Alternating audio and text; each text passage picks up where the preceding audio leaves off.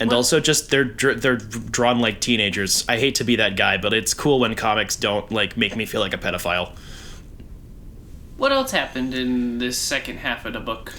Okay. Fuck me, I gotta log back into my stupid Goodreads. It's then followed up by a few issues, which I believe is the Guardians Trade 4, which explains what happened at the end of the last run, the Lennet and Abning run, where Nova and Star-Lord went off into the Cancerverse to beat Thanos into a pulp, and then we never really got a follow-up to that, because it's like, wait, why are these guys alive again? Mm-hmm. Well, at least one of them. So we have like a series of flashbacks, because it seems like every time this team is formed, it's under false pretenses. Yup. And it's usually Peter just being a shit. I thought that was a pretty good chunk of this. Some of the art I wasn't a super big fan of. Some of the faces were kind of weird in that section, but I like the Cancerverse in like as a concept, and I thought that they used it pretty well. Just like it being like a cyclical thing, because cancer is when death isn't in check, actually. So like everything's kind of like death doesn't exist, so shit just kind of regenerates. I thought that was kind of cool. The Avengers are always dorky, stupid fun, because they're the Avengers, but bad, you know?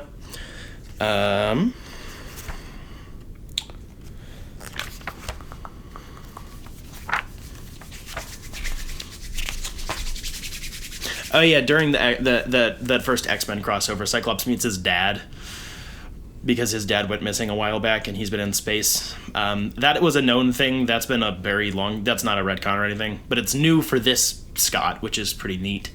The Guardians and the X-Men have a lot more crossover in like the abstract, I guess, than...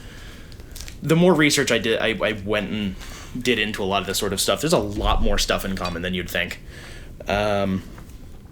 During that, Peter meets Kitty Pryde, and they form a thing, which was kind of weird in my mind, because Kitty's always a kid. I think she's like 20 now, right? Or around this time anyways. Especially with all the other X-Men being youngified. Yeah. It was weird. It's a little weird. It wasn't specified, so I'm like, what is going on? I mean, she's their professor, but also like... She doesn't have a degree! It was just weird. It's a little weird. I do like their chemistry. I thought that was done pretty well, but yeah, there's definitely it's a little weird. I get why they didn't continue that. I believe it's after... They did, though? I mean, after this run. Oh. Once Bendis got off the book. I think that was mostly him. Okay. Then we have the addition of Flash Thompson as Agent Venom into the team, which I think is a really good idea as, like, the basically stand-in for Iron Man. Like, we need to have another Avenger Earth boy on this team. The shame is they do very little with him in this entire fucking run. Apparently he has his own spin-off title, which was pretty good at the time, but I haven't read it yet, so... It was cool, because they go to his planet, and his symbiote's like, hey, I'm home, maybe, and some stuff happens, but... those couple of issues were also really good. We had, I think that they took the very short time he's in the book, I think they wrote him pretty well. Flash is one of those characters that's gone through so much change since his, like, inception. It's really impressive. But, like, just having him be, like, the new POV character, I guess, and being like, wow, look, aliens, holy shit, what's going on? This is crazy. My gun's not as big as their gun. I should get a bigger gun. Is very cool. It is just a shame that he's in so little of it. Like, and I thought Iron Man wasn't in very much of the first half. Like, holy shit. They also just use him pretty well as, like, they don't... It's kind of dumb to say, I guess, but, like, they don't forget he doesn't have legs. Like, they actually use the symbiote well, like, as a part of his character, not just because it's cool, because it's cool. Like, that's... The fact that he leaves Earth is why the symbiote starts kind of going ballistic and starts, like, losing its, like, Earth-based programming. So he, like, the symbiote, you know, the Venom, however you want to name it, like, the symbiote kind of goes back to normal, I guess, for that one, and then drags them all along. Getting the stupid Venomified Guardians was cute. Like, it's so stupid and over-designed, but I can't... But it's cool. I can't not like that shit. It's so cool. Dumb.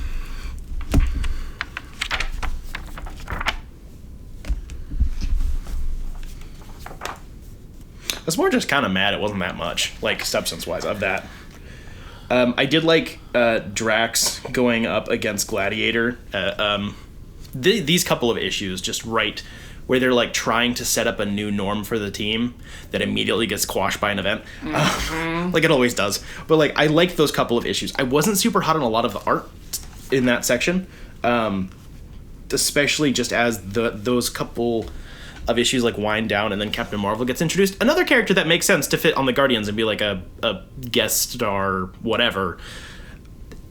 The art just takes a big plummet. Like it went from...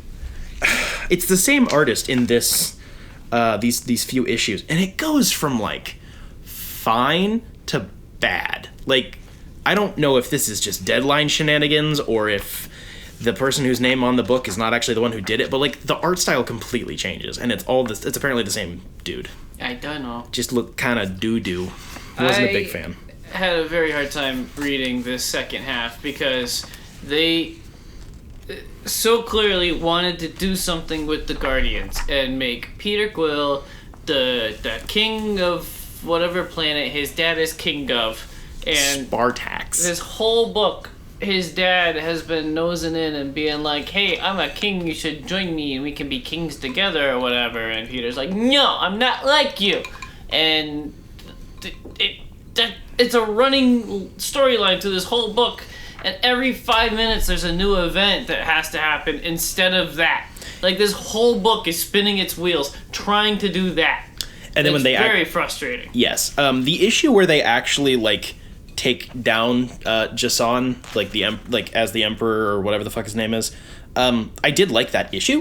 And then like Peter gets nominated to be fucking like president or whatever without his knowledge. I thought that was neat. It is so weird because that's especially with the first half. Definitely felt like was building up to that idea. Yes. And then there's a little bit. Apparently, there's more of it on the other side of Secret Wars when Bendis continues this run. Apparently, there's more of that, and that's why Peter isn't in a lot of those books, apparently, from what I can gather. But really weird. There was one, I believe it's the annual issue, where it's mostly Captain Marvel focused, and then we have like a random helicarrier in the middle of deep space where it has like the old like Howling Commandos on it, and they're just in like an eternal loop because they're LMDs. That was pretty neat.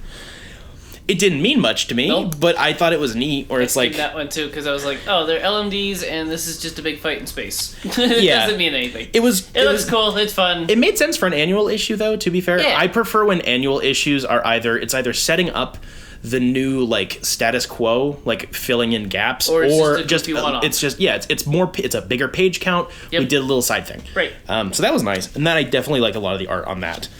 And then the next couple of issues are rough. It was, what was it, 2 or 3 Guardians team-ups where they go to Earth and they team up with the Avengers to fight off the Chitauri. I fucking hated these issues. Yeah, it was really rad. It was dumb. And the art wasn't very good to look at either. Heavily inspired by the Avengers movie. Wicked. Wicked, yeah. So it was Guardians team up 1, I think it's 1 and 2. I liked that Hawkeye was in it as much as he was, especially because at this time so much of the Avengers were like not what we'd expect. Mm-hmm. So that was a nice like entry point. Everyone making fun of Rocket never gets old, but like there was so little to kind of chew on. That was kind of disappointing, and the art just really didn't do it for me. And then especially because the 2 Guardians team up issues have different artists and they both have different styles and they're both not very good for me. They're just real weird. And then Peter's dad's army comes and gets Peter and he's in a bar chilling with his fiancée now, Kitty Pryde, and that leads to freaking a little bit of drama between Peter and his team, and they go to the planet, and Peter's figuring out what it means to be a leader, and he's just living off the perks without doing the work. And then there's one other crossover event. Black Vortex, another one I haven't read. Oh yeah, I skimmed that one too. I skimmed a lot of this half. The problem with this one is you get issues 1, 3, and 9. Yes, because this wasn't just between 2 runs. This was between like 5 runs. Yep. So it was Guardians of the Galaxy, X-Men, There was a Peter Quill spin-off book at the same time, a Nova spin-off book for the new young guy Sam, and then there was another one. I think it was I think it was the Agent Venom book or Captain Marvel, whatever. Way too much stuff. I went and looked on this. It's like a 13-issue crossover. It doesn't have bad reviews, but this is very contextless. Like, these 3 issues have so much that happened between them that just barely makes any sense. The art's good. I like Valero Shiti. That's a dude who's made it very high on my list recently. Yep. Particularly because of Marvel's Gods the past, few months. Yep. But yeah, and this seems kind of like the culmination of most of what a lot of this run has been building up to. And why didn't you just include the rest of it?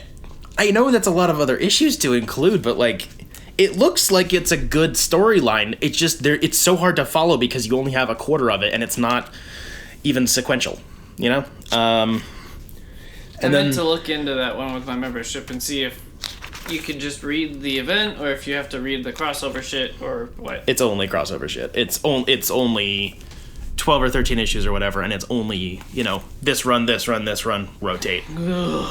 And I think it's an alpha and omega issue. The last 4 issues got a pretty bad reception, and I was actually kind of impressed because I liked them. So it's the Guardians of Nowhere miniseries. It takes place during the Secret Wars event, which, if you don't know, was when the main 616 Marvel universe and then the Ultimate Universe got smushed together, and Doctor Doom made the planet in his image and shit. It's one of the best Marvel events of all time, and that's only coming from the main book. The main book, written by Jonathan Hickman, is all-time Marvel high. This is kind of cool. The app has the reading order, so you just That's good. click it, and it has all the random issues in order. That's how it should be. That's pretty freaking cool. Good.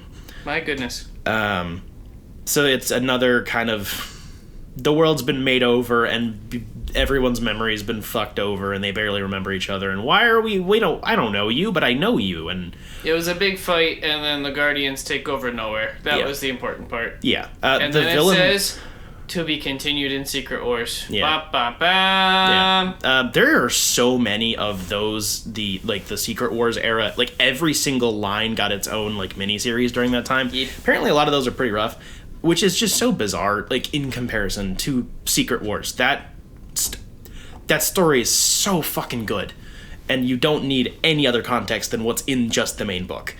But I did like that. I really liked Mike Diodato on pencils. He's really good at making shadows, and also he throws people through a lot of walls, which I'm a big fan of. He's sexual, you may say? Probably. The villain was really underwhelming and kind of dumb, but for kind of just throwing a bunch of unfinished plot lines into a blender, that is what Doom did when he put his dick in the world and spun it around really fast. Yeah. I kind of like how that ends. It feels like a better ending for the where the book is than if it was the end of Black Vortex, which was a contextless event that I couldn't follow. This second half was really underwhelming. Really rough. So there's... And you've been, after me because Volume 2 is getting released this year, and you're like, we can read it on a day that Collin takes off, oh my gosh, and I'm like, but I don't know if I even want to pick it up. Kind of have to now, because this is one of the only times I've seen a numbered book get a sequel. True. A numbered omnibus, I should say. To be fair, I'm pretty sure all the rest of it's pretty straightforward. I believe it's a new title for the book. I don't remember what it's called. And it's 1 through 19. This was definitely the story for every Guardians omnibus so far has been, it gets wrecked by crossover events because they don't sell enough. Other than the Andy Lennon and Leslie omnibus, Yeah. Because nobody cared about the Guardians. Well, that was because they were writing the events. Right. This one, I think, more than the rest of them, felt really stop, start.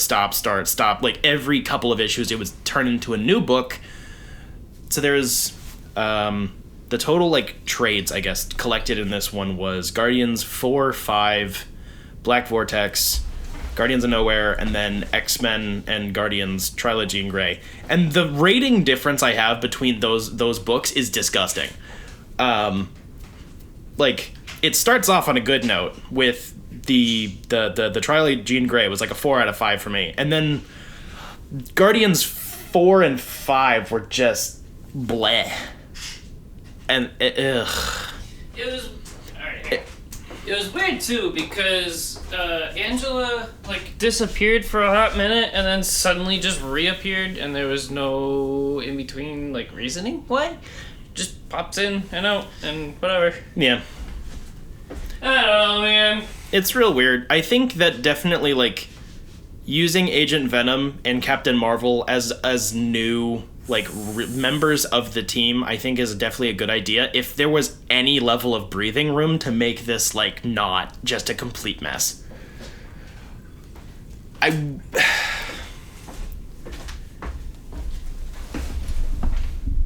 At least when the Al Ewing era of the book started going downhill towards the end with a bunch of events, I still felt like I could understand what was going on pretty well, and a lot of the art was still pretty good. It was just difficult.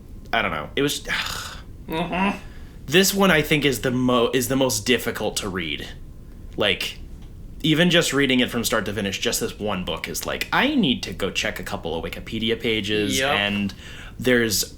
You know, one of the trades is only half included, and so I gotta go look up what the hell's going on, and yeah. I don't know, man. This was really up and down, like wicked. Every other storyline was like, that was really good, that was pretty bad, that was pretty good, that was pretty bad. Like, there's very little consistency other than most of the artists being pretty good. But none of that was even, like, astoundingly good. Like, at least...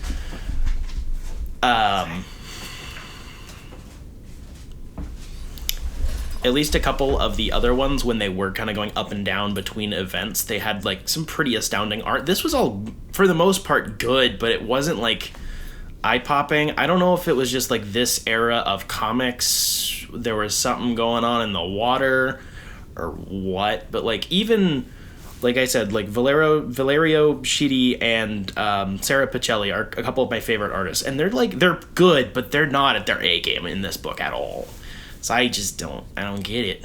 So anyway, we mentioned that this book says this story continues in Secret Wars. So I was like, ooh, I have that book. I grabbed it off the shelf, and I took it to work, and I read it. I read Secret War. I was gonna say that's by Brian Michael Bendis and art by Gabriel Delotto.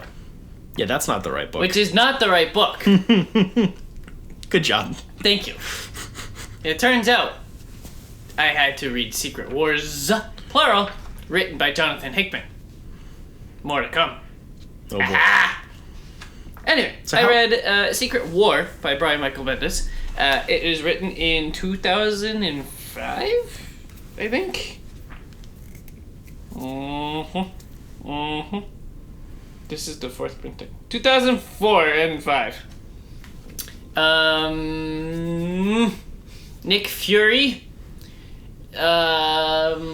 has tracked trends of a lot of technologically advanced villains, B or C or even D list villains that have high-tech technology.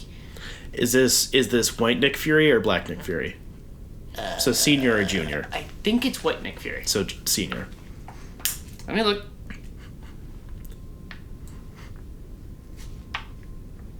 They both have eye patches. It's very goofy. Everything's racial with you. My gosh. Hey, I don't look at me like that. It's white Nick Fury. Okay, so it's senior. So he goes to the Pentagon and the president and whatever powers that be, and he says, listen, something weird's going on, because this D-list villain with a frickin' goblin jet ride hoverboard thing doesn't make any sense. He was trying to rob a bank, and he didn't even succeed. We caught him. So how does he have all this money to have all this technology? Someone's feeding them money. someone is behind the lines and is giving all these bad guys the technology they need to be bad guys. And I traced it back to Latveria. Boy. We're gonna invade because they probably have oil. I bet Dr. Doom does have a lot of oil. You know, his joints get kind of creaky sometimes. His mask especially is creaky. And the president, of all people, says, no, we're not going to invade because they have oil. Nick Fury says, fuck you, we're not. And then he takes a couple of heroes. He takes Wolverine and a Spider-Man and a Daredevil and a Luke Cage and a Black Widow. So that was, I think, Bendis's Avengers team at the time. Oh. I think. Interesting. Or most of those were, at least. That was all new Avengers, I think. I don't know. And he invades Latveria. That's bad. Because they have oil. And then there's some mental fuckery that goes on because the heroes don't remember. And then the bad guys come back a year later and they blow up the city because they're pissed that they got invaded. Because they have oil? Because they have oil. This was not a political allegory of the time at all. No! Did you mention that they have oil? I wonder if Brian Michael Bendis has opinions on the Iraq War. Ugh. For the most part, the story was cool. It was... As always, it's interesting when comics take from real life politics and try to warp it into comics. Like, Civil War at the base is kind of cool because it's like this happened in real life and it blows little kids' minds. Like, whoa, really? No, not sort of, but kind of. It's kind of cool. But usually when it happens, it turns into beans that are bad. Bad beans. Is this your theme for this week? No. Damn. See, I was gonna do Secret War and then Secret Wars because I realized my error, but then I hit issue 2 of Secret Wars and it was like, so 3,000 years in the future. There's a lot of shit in there. And people were talking and nothing out of issue 2 made sense, so I got stuck. So my theme was shot for the week. The artwork for this run is absolutely amazing. It looks...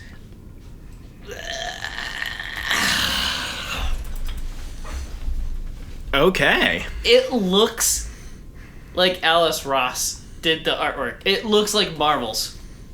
That's hot. Marvel, whatever the frig. Marbles. There's so many of books in that series, but this looks so cool. The artwork is awesome.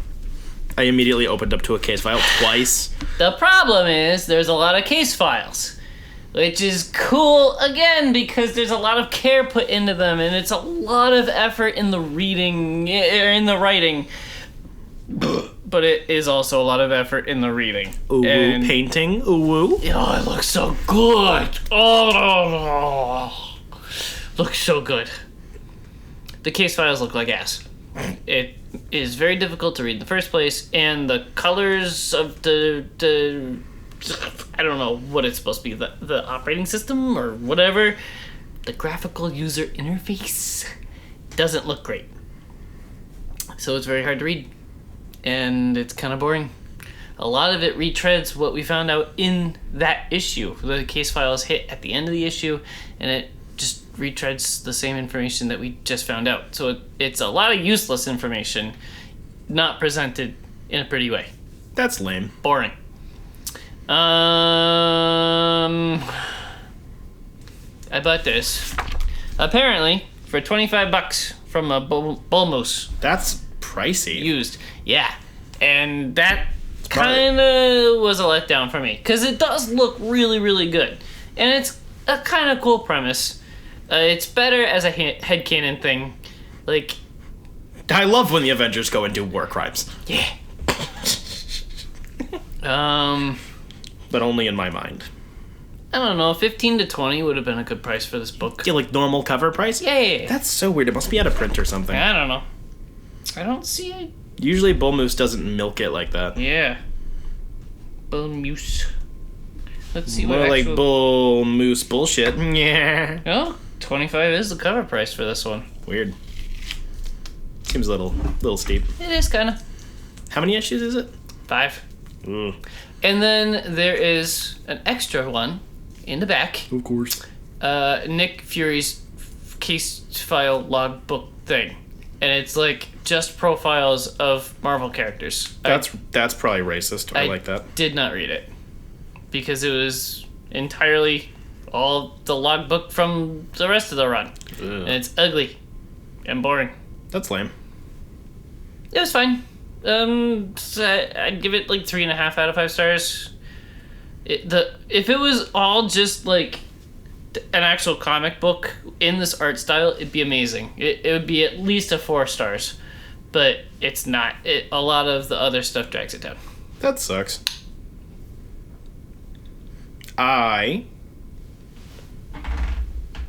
read Star Wars Padawan, which was written by Kristen White, I believe.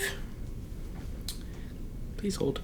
Sorry, Kirsten White. Kirsten? Or is it Kristen? I think it's Kirsten. It's a YA book, so, for the teenagers. And it involves Obi-Wan as a Padawan, as the title implies, saying, me and Qui-Gon just aren't really jiving. He's kind of detached, and we don't get along great, and he doesn't like the rules, and I like the rules, but I'm gonna go break the rules. So he wanders into a random part of the Jedi Temple that's off limits. He finds some weird inscriptions in the wall, fucks off to another planet that's apparently undiscovered. Turns out it was discovered a while back by some other random settlement of people from assorted galaxies. There's a bunch of different species already there, but it's like a weird colony of children. It's not as Lord of the Flies as I expected. I wish it was a little more Lord of the Flies, but it's just this little colony of kids, and they kind of have the Force, but not really.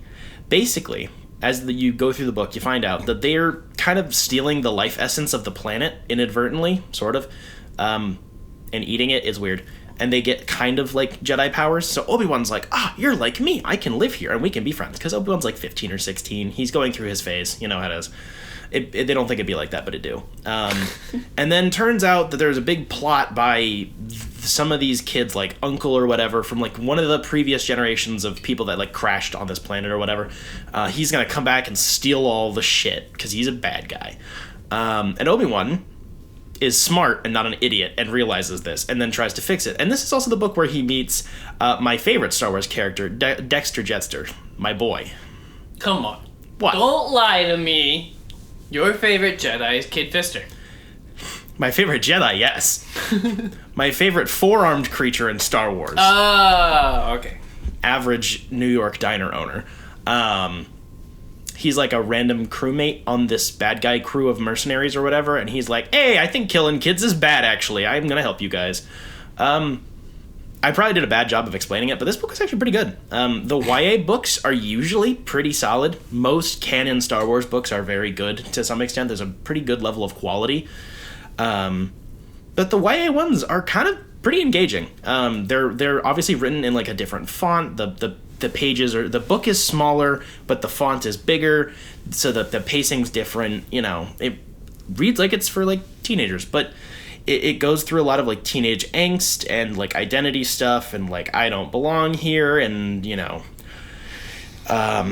Obi-Wan being all mad because he's like, Qui-Gon, it doesn't like me, and I don't like him, but I want him to like me, and the other kids don't like me anymore because I'm a dick, and whatever. Just typical teenage bullshittery, because Obi-Wan is a fucking narc, you know how it is. By the end of it, they resolve the conflict. He goes back, and Qui-Gon is like, damn, bro, that's actually pretty fucking epic. And now they're friends. It was written pretty well. I was actually kind of impressed with how much I was engaged with this one. The action sequences are written pretty well. The interpersonal dialogue stuff is handled pretty well. I actually remember the cast of characters. I'm just not going to go through all their names because that would be kind of dumb. The planet is described really well. There's a lot of good like Force pontifications about balance and life and, you know, not just taking but giving and all sorts of stuff like that.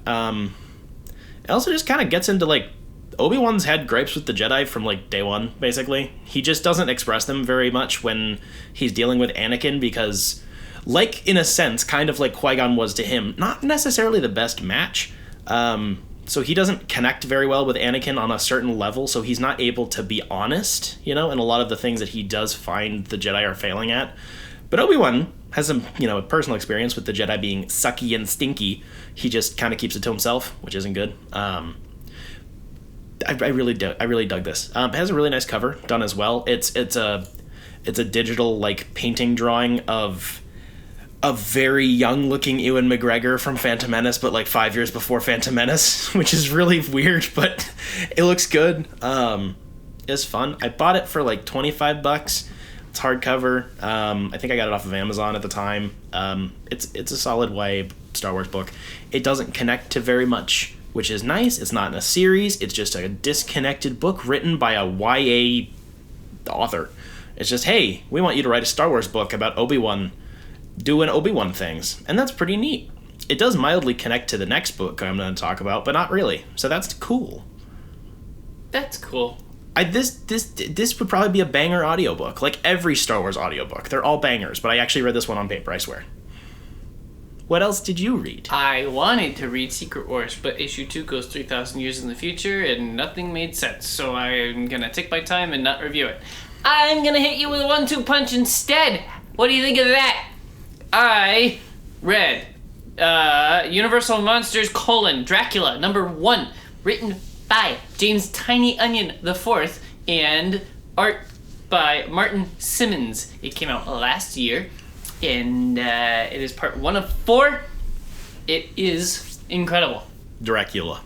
Does Dracula do the big sucky suck? It takes place near the halfway point of the book, maybe near the end of the book, whatever, where the boat has come back to America, and Dracula was on the boat. You might have seen the movie. The movie Dracula on a Boat? I haven't seen the movie. You should get I'm to that. dying to see it, but it hasn't hit any streamings. That's weird. So, there's the guy that's locked up because he's starting to go cuckoo, and he can hear his master talking, but it's in fact the demon possession, but from having his blood sucked, or whatever, and he's saying all the crazy things because Dracula is here and he's gonna kill everybody, and Dracula is here and he kills everybody. Holy shit. It's so cool! The art is amazing! So this is more based on the book than it is the movie. As far as I can tell. Which is weird, because the covers make me think that it's based off of, like, the movie. The 1993 horror movie. I was not gonna say 1993. I was gonna, like, the Bela Lugosi one. The old one. I don't know. I haven't seen that. Really? But I have read Dracula a couple of times, and banger. It as far as I can remember, it was a pretty 1-for-1 translation. And it looks amazing. I am terrible with names, and I was like, holy shit, this looks like the art from the Department of Truth, and it is, because it's the same guy. It's the same creative team. Holy oh my shit. gosh. Wow. I nerded out pretty bad when I read it. That's cool. It looks so cool. Yeah. Apparently issue 2 is taking its time to come out, and that's a good thing because it took me a while to actually read this. I got it for Christmas. It was a Christmas present at the family Yankee swap or whatever, Secret Santa, whatever. And it was a fantastic Christmas present. Cover price is $5. I got it for free, and I'm very happy. I will be putting it on pull list if it ever comes out. That's a good point.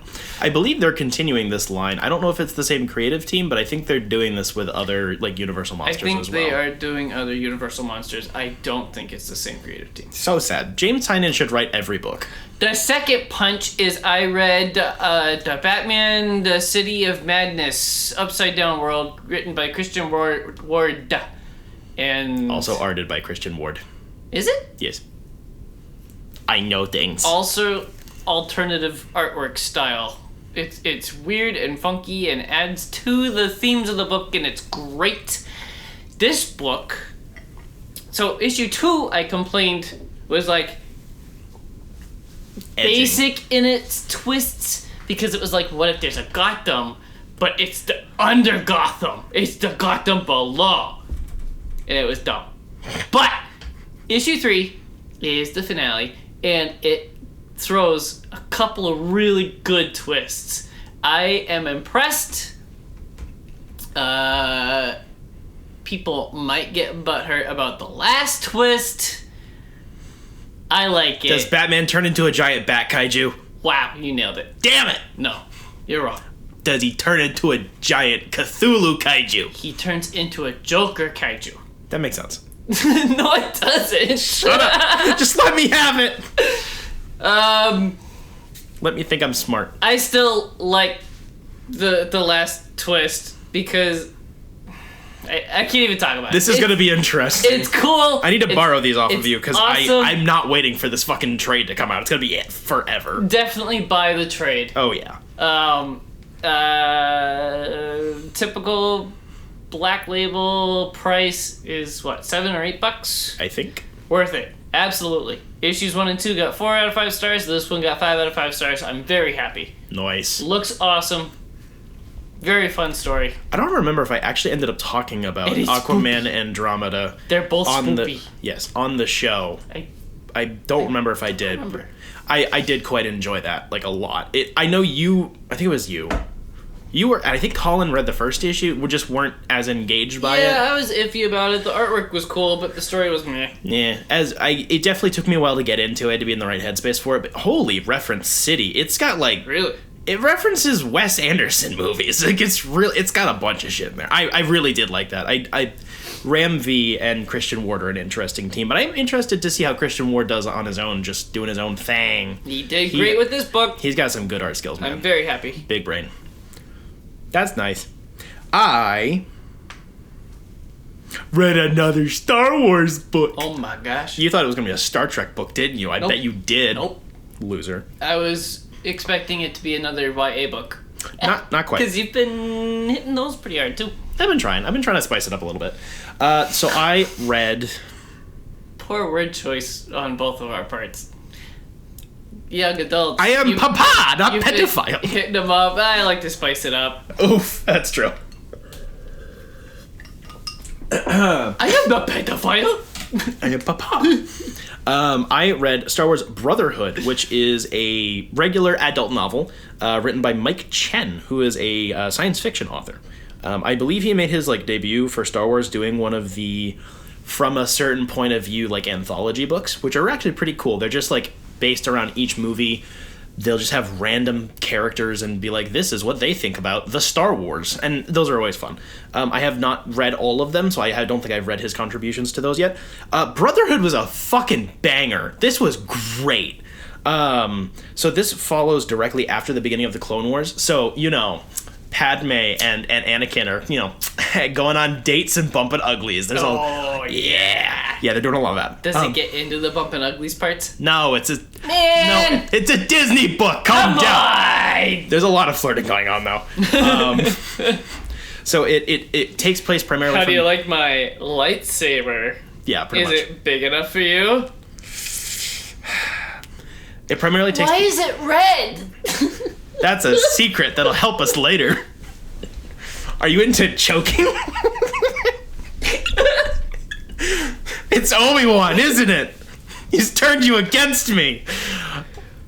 This book primarily takes place from two perspectives, like a lot of the Star Wars books do, especially the adult ones. They are usually from two POVs that twist into each other into the third act. Like Padme and Anakin twisting their tails together like an avatar. So it follows Anakin and Obi-Wan. There's a big bombing on Camino? No, I'm stupid. Cato Nemoidia, which in case Cato Nemoidia. Okay. So in case you don't know your Star Wars politics, Nemoidia Beans! Yes, typically speaking, is assumed to be a separatist-aligned planet, but that's only because Newt Gunray, the head of the Trade Federation, which is a company, is part of the separatist movement. But the planet is neutral. What? I'm raising my hand because I have a question. Does this planet have oil? They have a lot of things on this planet. I knew it! They actually do a really good job of kind of fleshing out this planet. I was very impressed. So it goes into a lot of, the beans of the Clone Wars. It was really complicated stuff. This is like triple the depth of Clone Wars, the animated series. They really get into the nitty-gritty of, like, people have opinions. And no. Yeah, it's true, sadly. But when, the Senate has their hearings, the people whose opinions reflect the majority of the planet are not being heard because the people who are in the Senate are from the Trade Federation. So it's kind of cheating. Assholes have opinions. It's true, assholes do have opinions. My asshole has an opinion right now. It's got a brick loading up. Just waiting for a random ejector switch to just pop up in my HUD, and I'm just gonna hit the button. Bombs away! So speaking of bombs, there's a weird bombing that happens on Cato Nemoidia, and the Republic. Yeah, exactly. The Republic is like, yo, that shit's sussy. We should check it out. You know who they send? They send Obi-Wan, because you always send Obi-Wan to do everything. And then he is doing his investigation, and who does he meet? They should have sent Anakin to commit all the war crimes. Nope, he does get to those later. Oh, okay. He meets Asajj Ventress for the first time, which was big done. Boobie lady. She does not have big boobies. Goth boobie lady. Really small boobies, actually. But Goth mommy. Yeah, big goth mommy. So they meet for the first time, canonically, in this book, which was handled really well. She is also sent on behalf of the Separatists, because they all want to clear the air, find out who did this bombing. It wasn't the Republic, we swear. Turns out, it wasn't the Republic, but it was kind of the Republic, but it was kind of the Separatists. As usual with everything in Star Wars, it's like a triple twist. Did Asajj have hair? No, she's never had hair in her entire life. She's an entirely hairless being. I think. Don't quote me. Yeah, it gets into the nitty gritty. There's a lot of really cool, well developed characters in like the Cato Nemoidian military that work with Obi-Wan, and they're all like, we don't trust you, but we trust you more than we trust the sussy lady in the black cloak over there. She seems weird. Stuff like that. Anakin and Padme primarily are just going on dates and flirting for half of this book. It's great. It's like every 3 chapters, there'll just be a short little chapter of Anakin and Padme going on a secret date and then eating dinner and being like, I'm gonna put a flower in her hair. It's really cute shit, honestly. It really sold me. So that was neat. And then Anakin gets an assignment. He has to train younglings or whatever, and then one of the younglings is like, I don't want the Force, actually. I think the Force is annoying. Because she has one of those weird powers where she feels emotions or whatever. Not being a sociopath, I guess. I think that's called being a woman. True. So like she's all, I don't think I want to actually be a Jedi. But I want to help people. Blah blah blah. So Anakin's like, yo, you got problems with the Jedi? I got problems with the Jedi. We're friends now. And then they end up going to Cato Nemoidia for plot reasons, and then the plots coalesce, and then they all do a bunch of chase sequences. Whoa. And then they're like, Jedi stinky, but Republic also stinky, but Jedi, the people, are good, but the Jedi Order kind of stinky. There's a lot of fights, pretty cool. Lots of bombs. There are 3 bombs in Gotham City in this book. And then the end of the book is Yoda being, walking up to this youngling and being like, because they're like the same height, and is like, you did good. Do you want to get assigned to a master and become an apprentice? He obviously says this in Yotard. True. Yoda retard speak. And then she's like, actually, I want to leave. Because the Jedi are weird. I want to use my powers for not this. Because this is weird. I don't like it. I don't like being a part of the military. That's actually kind of like the large impetus of this. This is the moment when younglings and apprentices started getting pulled into the military in the Clone Wars. They're like, fuck, we need child soldiers! Who do we call? The Jedi! They got a bunch of kids! Let's throw them into war! There's a lot of politics in this book, but it's really well handled. This was fucking awesome. Like, This sounds like something Collin would really enjoy. I think you'd enjoy this, to be fair. It's not like... No. So there's Star Wars doing beans. Shush. There's Star Wars doing beans where it's like reading a Thrawn book. It's very literal political strategy and spaceships. I love that shit. But if it doesn't do it for you, it doesn't do it for you. This is also Jedi has lightsaber that go burr, but also like, why are we killing civilians? This seems weird, stuff like that. This is wicked good. I also listened to the audiobook version of this. I do own the physical hardcover, but the audiobook was free, so... Nice. Why the fuck not? Right. The Star Wars audiobooks are always, like, head and shoulders above everything else. They have sound effects, and they play Star Wars music, so of course they're perfect. The cover price for the book, I think it was, like, $29, which, depending on how you view books, could be a little pricey. It's about a 15 or 16-hour audiobook, I believe. I think it's worth the price if you're into it. I mean, if you're not, it's probably not going to be like, this is the thing that'll make you enjoy Star Wars. But it's a pretty good balance of, like, fun action-adventure stuff. There are still younglings around. There's some fun young love romance stuff.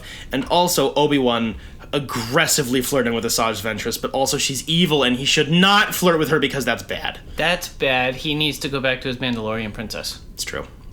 That is the show. Thank you for listening. If anything we said or did brought a smile or a tear to your eye, please consider going to patreon.com/dimecomicbros and sign up under one of the life paths you will find there. It's like an RPG.